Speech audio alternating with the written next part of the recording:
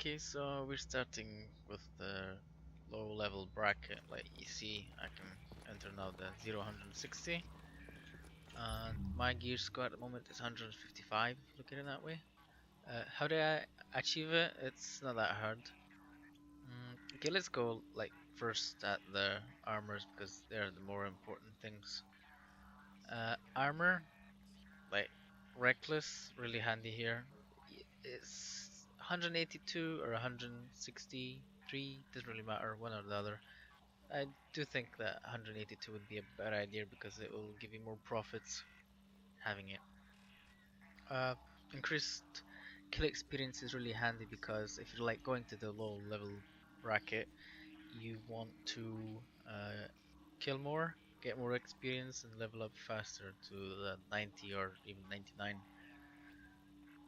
Like I'm level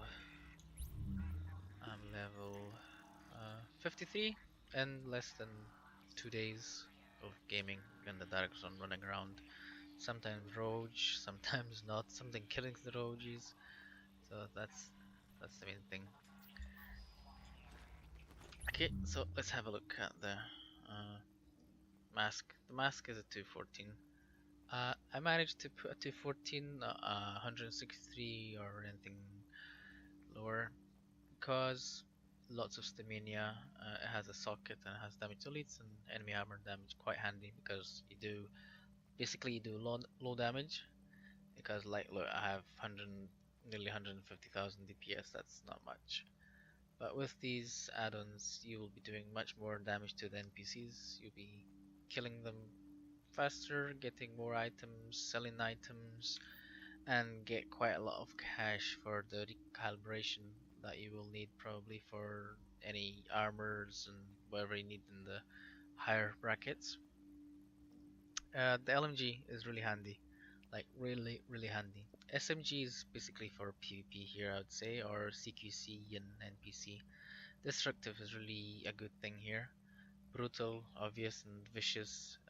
Probably vicious. I would change it to something else, uh, like deadly to get more critical hit damage.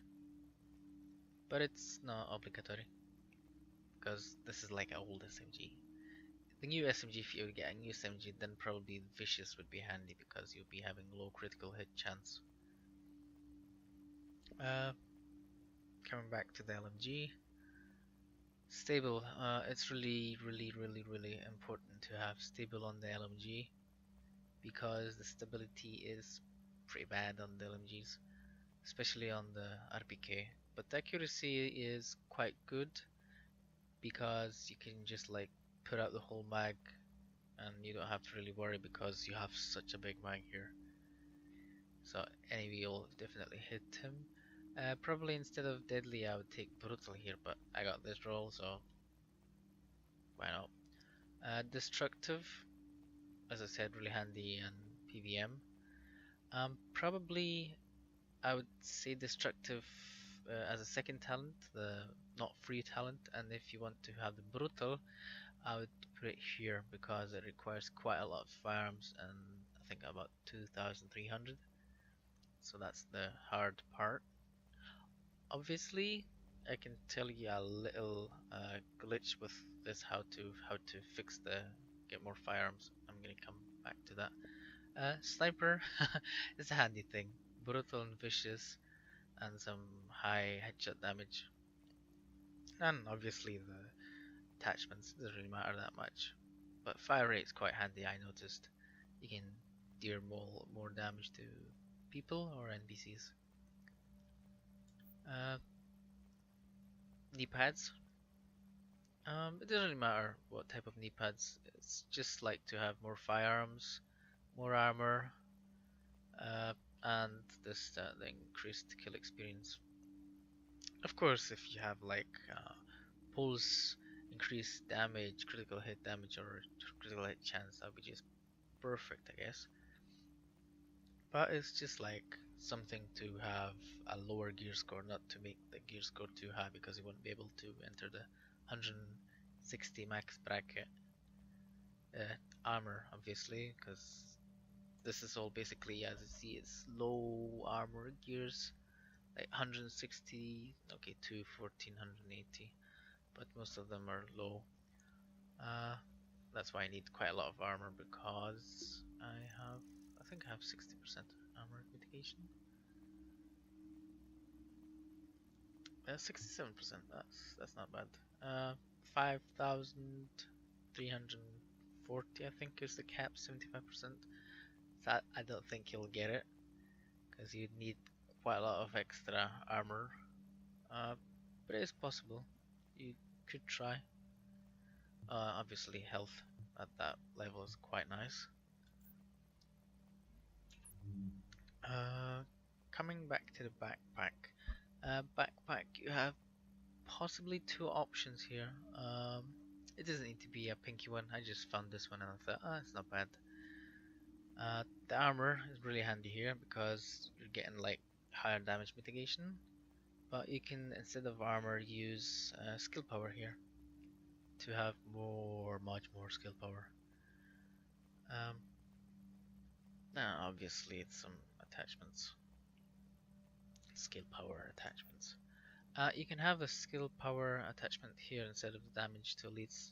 Uh, I would say it would be more PvP version because the more skill power you can frequently and heal yourself, more health and wherever. But like I managed to get the high toughness, right? Really high toughness in this bracket, so I'm not worried that much. Sometimes I can go even 8 versus 1. Yeah, it's fun here. Uh, Gloves, that's obvious, savage. Damage to elites is not necessarily, but it's handy because obviously you'll do much more damage to the NPCs. Critical hit chance and critical hit damage, two quite important things. Seeker mine damage, not really. Maybe pulse. And the little cherry on the cake. This is how you can do the glitch. Basically, this item, as you see, is level 26. It doesn't need to be level 26. It can be level 4, it can be level 18, 12, whatever you want. But the main thing, it has to be lower than level 30. Because then it's like the gear score is counting as, I think, 0 or something close to that. It's not like counting the gear score of this item, it's like counting as an item, like a summed up item of like the gear scores you have here, but divided by 6, but only from the summed up of from these 5 items, plus one weapon what has the highest gear score. That's probably the RPK here, 182. So having this thing allows you to enter the lower dark zone because you're especially like we can see you're lowering your uh, gear score. Um, okay, I think this is everything. You don't need any more information. Okay, one more information. Each time you'll be extracting, you have to watch out because probably anybody here will be willing to attack you. Even the noobs, they don't really care if they'll die or not. Um, and okay, the third thing is like if you get sealed caches like these things, try and leave them. But like, okay, don't leave too many of them because you won't be able to extract anything later on because you have your stash full, right? And it's not here about to have your stash full, but to have it empty because obviously you're extracting all these items to get the currency credits or the directs and founds, what you prefer, or both.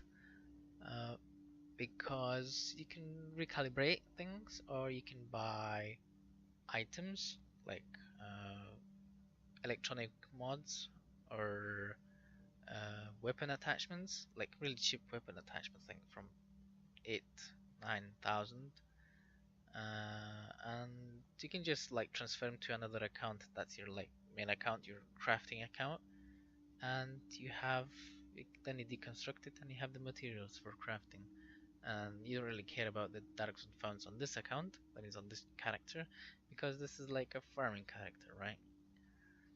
Like pouches. That's what I have. So just by going to the little things and like deconstructing whatever I find here. Obviously, these division tech are quite handy.